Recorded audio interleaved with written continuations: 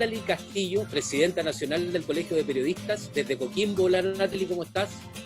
Hola Danilo, ¿cómo están todos y todos? Saludos a todo el equipo de Cuando el Río Suena. Bien, hoy día te invitamos porque queremos hablar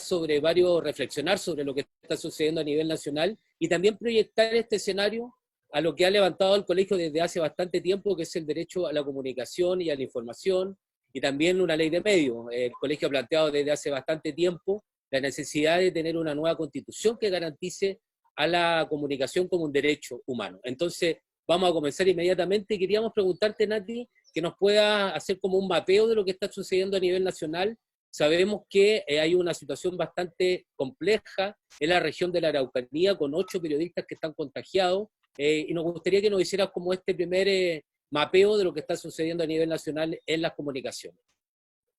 Bueno, primero decir que el escenario dentro de lo que es el sector de las comunicaciones no es solamente, o no se ve alterado con esta pandemia, ¿cierto?, internacional de COVID-19, sino que creemos empieza también un poco antes a propósito de la revuelta popular o del estallido social que comenzó en el mes de octubre del año 2019. Desde ahí hasta esta parte creo que el trabajo, el ejercicio profesional desde las comunicaciones ha sido muy intenso y el que nos va a situar como colegio de periodistas en diferentes escenarios para poder garantizar lo que tú planteabas recién, que es el derecho a la información, derecho el de la libertad de expresión, por supuesto, y entendiendo todo este conjunto de derechos, el derecho a la comunicación. Por lo tanto, ha sido un espacio también para poder ir configurando acciones más concretas en función de avanzar en este proceso que, como tú bien lo decías, viene desde hace mucho tiempo como una demanda histórica del Colegio de Periodistas de Chile. Sin embargo, en este espacio o en este contexto se nos hace mucho, o sea, tenemos una oportunidad también para poder ir instalando la necesidad de garantizar pluralismo informativo, ¿cierto? Mejorar las condiciones también de demandas laborales que existen al interior de los medios de comunicación y también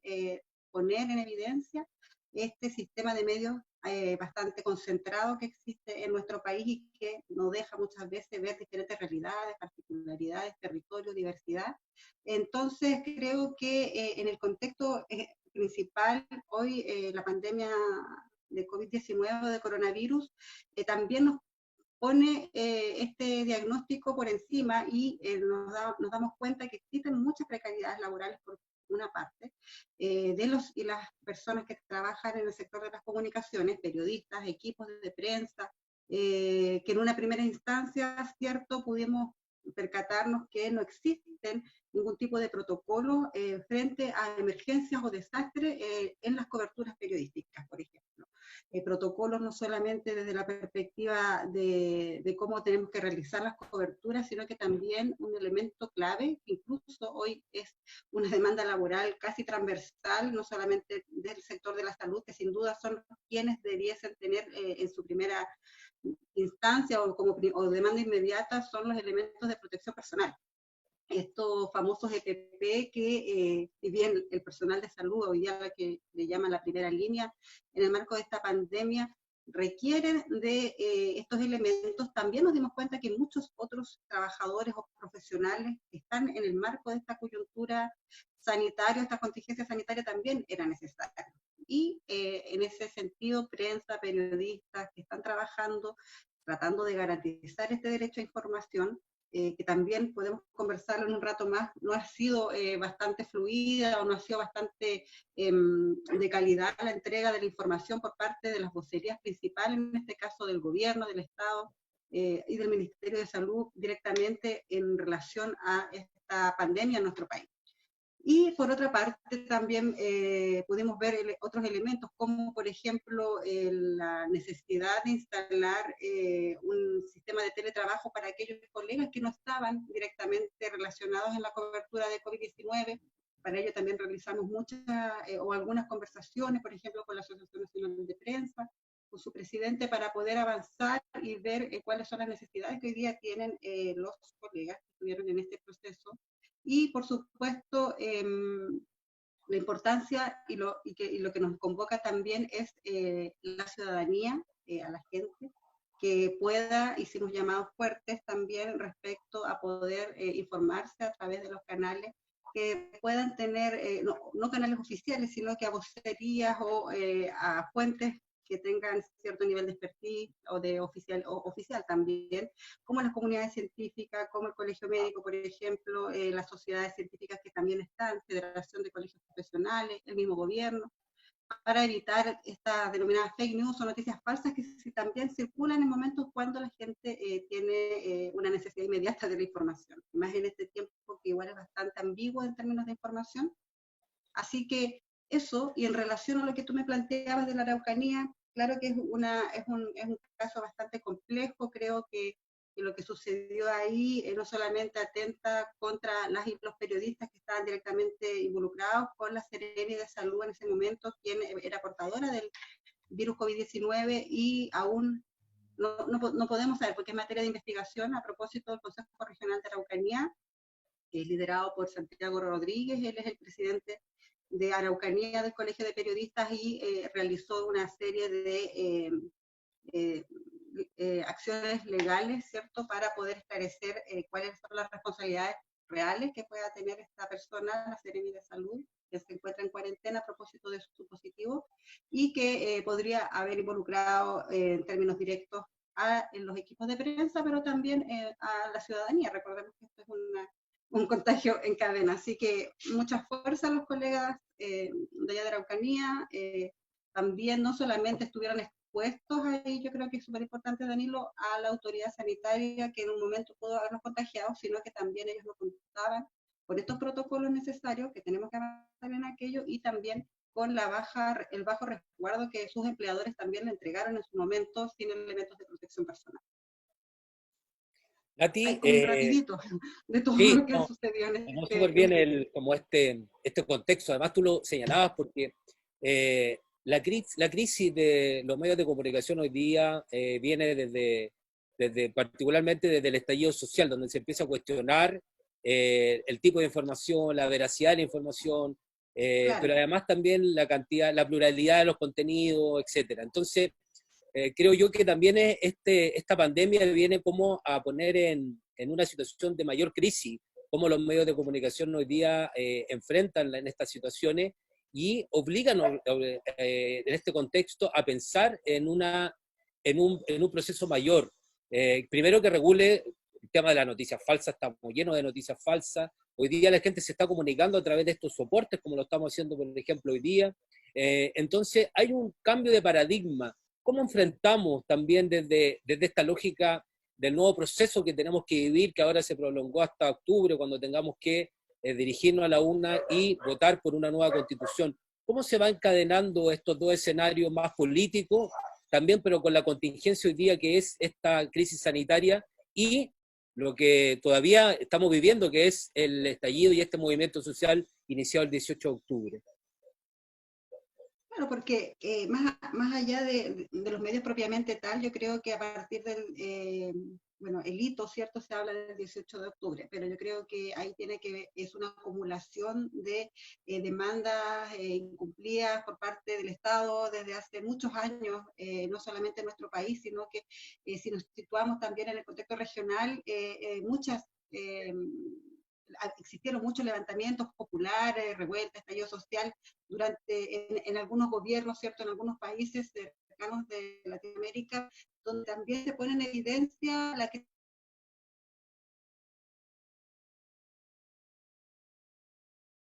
comunicación, porque esta crisis que se devela a propósito de los estallidos sociales del neoliberalismo, también es lo que ha regido en los últimos años nuestro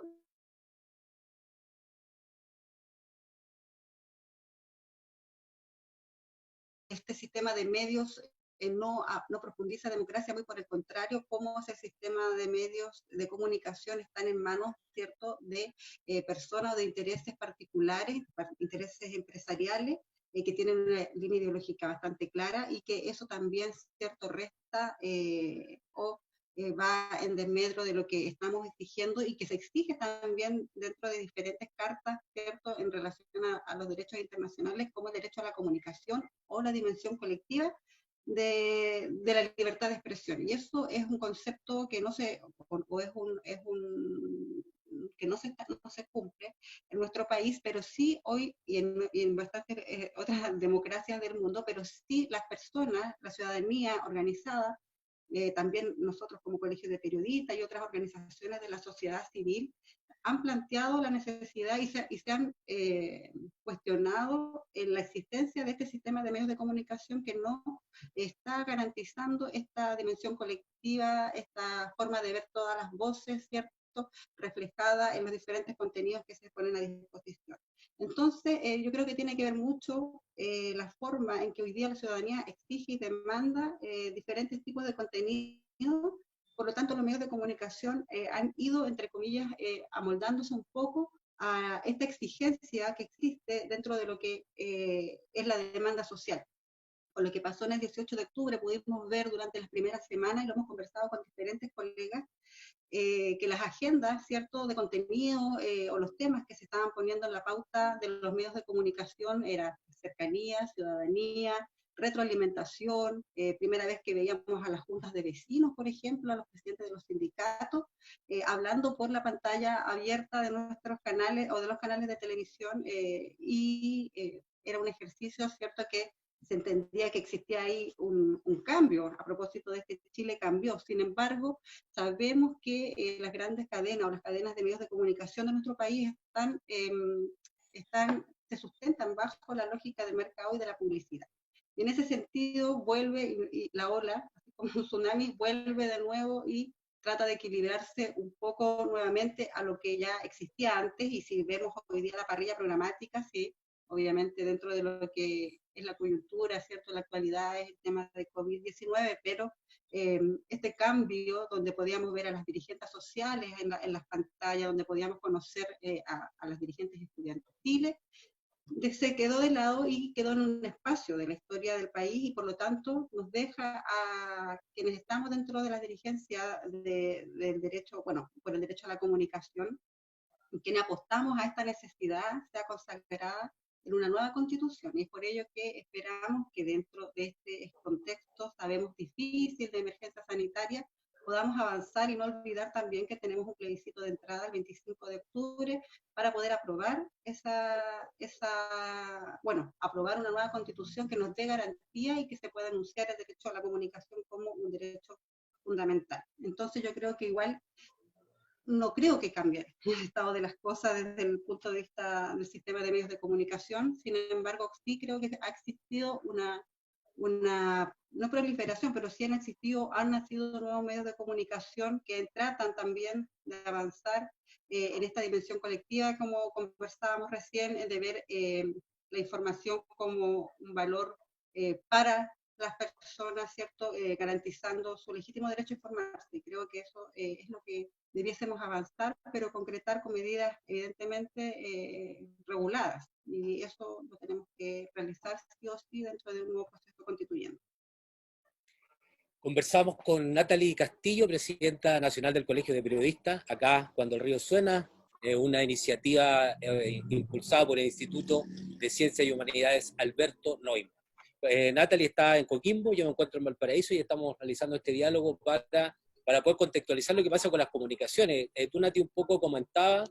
esta emergencia de nuevos soportes que no solamente están relacionados con comunicadores, sino que en la propia ciudadanía, expresiones. Hemos visto actores y actrices desarrollando iniciativas por internet, un poco haciendo un gallito lo que está sucediendo un poco claro en la televisión, una televisión que no está dando respuesta, que ha sido criticada también por la ciudadanía, precisamente hoy día donde tenemos nuestros estudiantes secundarios y universitarios, estudiantes también a nuestros más pequeños en las casas, en esta cuarentena, y donde la televisión está al debe, porque podría haberse transformado en un espacio que colaborara no solamente desde el punto de vista cultural, sino que también educativo, como en algún minuto la televisión lo fue. A veces nos olvidamos, pero la televisión tuvo un carácter educativo cuando se inició en la década de los 60, cuando los canales de televisión estaban precisamente en las manos de la universidad eran los que sostenían los canales de televisión, y hoy día eso cambió absolutamente, y hoy día los canales de televisión, como tú lo señalabas, los dueños son personas que están vinculadas a otros sectores productivos también, como el Claro, sí, hay retail, etc. Entonces, exacto, una para propiedad terminar ahí lo que... aprovechada de, claro. Exacto. Y eso no está regulado también por el mercado, etcétera. El sistema neoliberal permite precisamente que cualquiera pueda contar con un medio de comunicación. Entendiendo que además los medios de comunicación funcionan en espacios radioeléctricos que son de todos los chilenos, son espacios públicos. Entiendo. Y ahí quería preguntarte en acciones y en esfuerzos que se están desarrollando desde el colegio relacionados con vinculaciones más directas con el colegio de profesores. Hay una campaña para que la televisión también tenga ese carácter, la televisión pública, porque hoy día el Internet no es una plataforma que llegue a cada uno de los rincones de este país, y por lo tanto, bajo el punto de vista del colegio, ¿cuál debería ser el rol que cumplen hoy día los canales de televisión y el rol también del colegio impulsando esta iniciativa para que la televisión tenga este rol, un rol público, pero además un rol educativo cultural? Bueno, sin duda en este contexto es una oportunidad para los medios de comunicación, principalmente la televisión, ¿cierto? Entregar contenidos pluralistas que están cercanos a la ciudadanía, también para en cierta medida validarse ante una mala percepción de parte de la ciudadanía frente a los canales de televisión. Si bien existen, ¿cierto?, vía la publicidad, vía esta forma de sobrevivencia que tienen, no sé si sobrevivencia, pero sí de financiamiento que tienen los canales de televisión abierta y privados, sin duda, tienen esa falta. Me da la impresión que que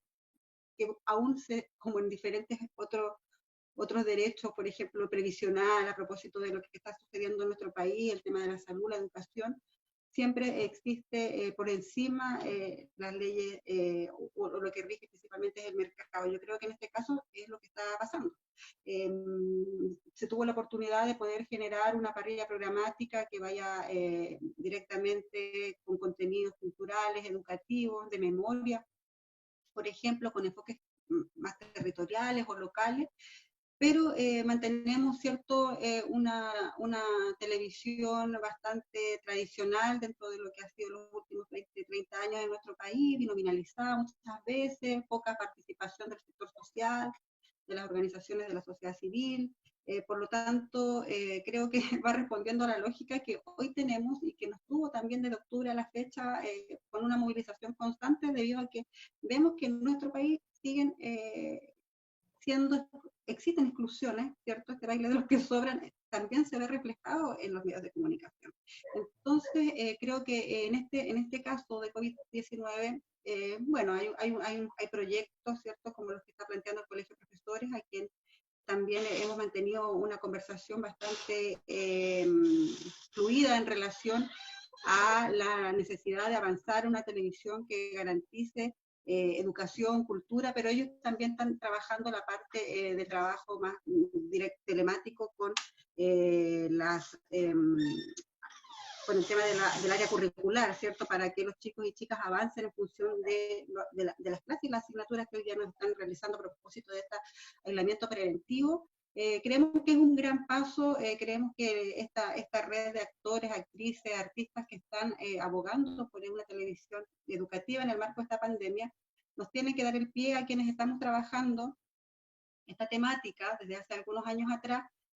para poder impulsar. Entonces yo creo que es importante también destacar acá, Danilo, a propósito de hacer una gran red en relación al derecho a la comunicación o a la defensa del derecho a la comunicación, es saludar a los colegas que están y comunicadores que pertenecen al bloque por el derecho a la comunicación, una instancia, una plataforma que se forma desde el Colegio de Periodistas o junto al Colegio de Periodistas, diferentes organizaciones, diferentes medios de comunicación, colectivos, personas destacadas también dentro del ámbito del periodismo, que estamos trabajando en avanzar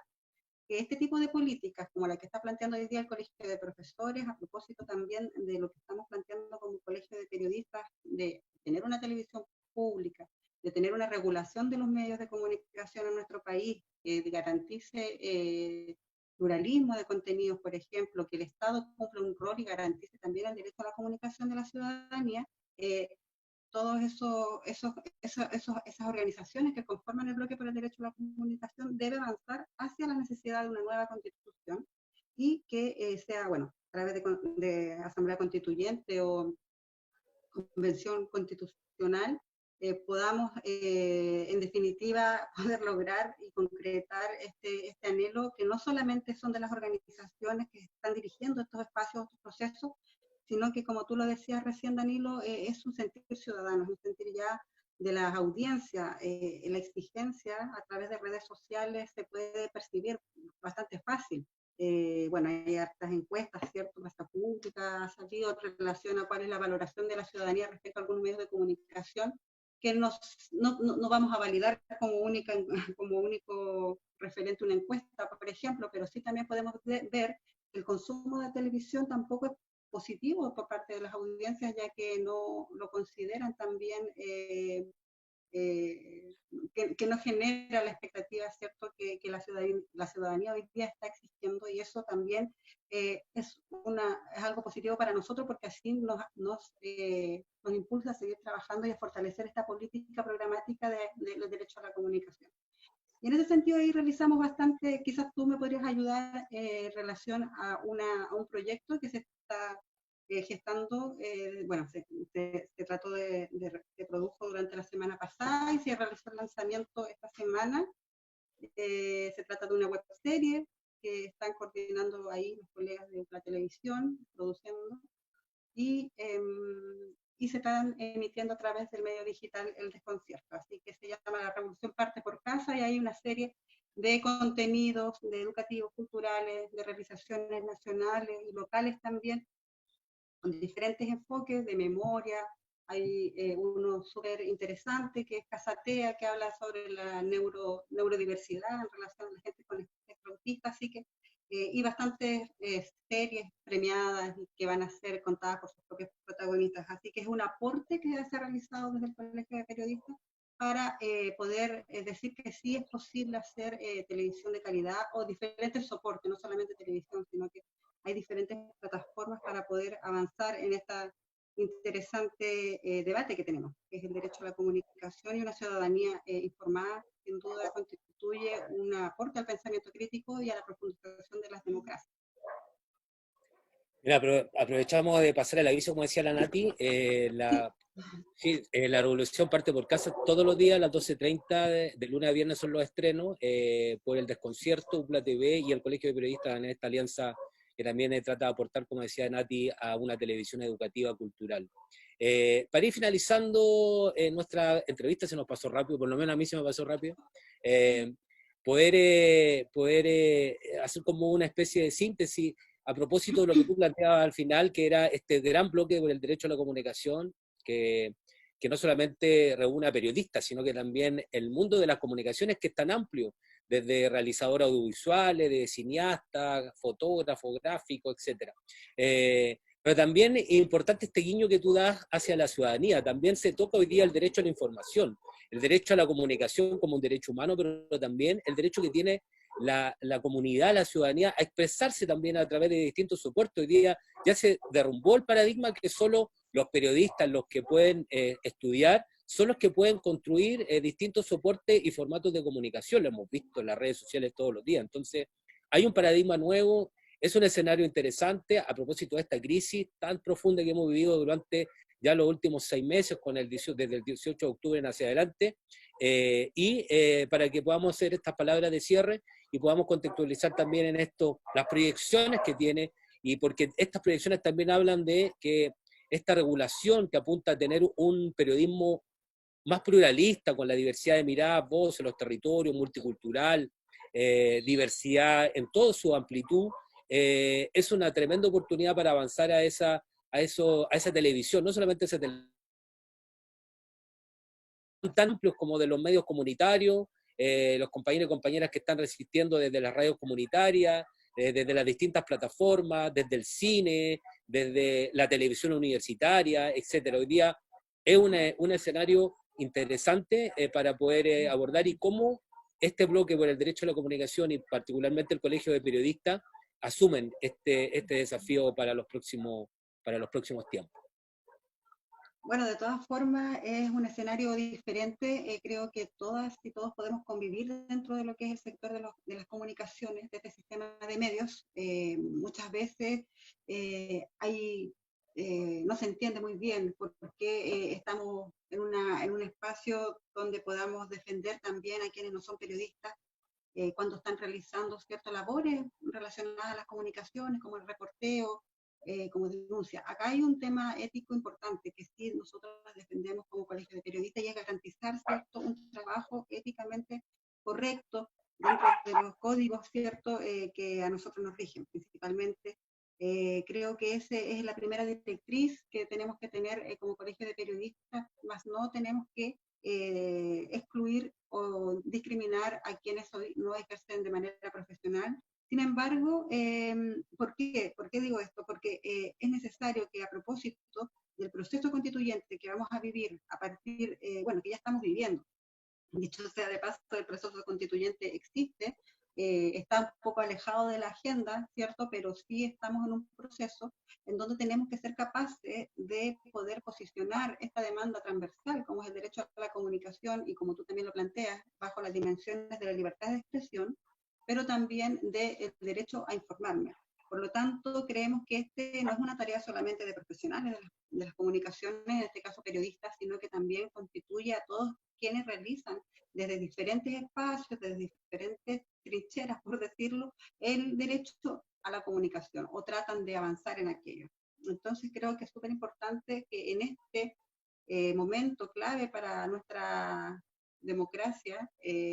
o para nuestro país, mejor dicho, es importante la unión en relación al sector de las comunicaciones. Creo que tenemos que seguir avanzando hacia garantizar al menos el derecho a la comunicación en la nueva Constitución y una ley de medios, ¿cierto?, que trate o intente, que exija la regulación del sistema de medios de comunicación en nuestro país, que está absolutamente concentrado y que, como tú decías recién, Danilo, tiene un montón de abusos en relación a los bienes de uso público, por ejemplo, el espectro radioeléctrico, ¿cierto?, las señales de televisión que son concesionadas. Por lo tanto, creemos que es un espacio, es una oportunidad en estos momentos de crisis para poder avanzar como organización.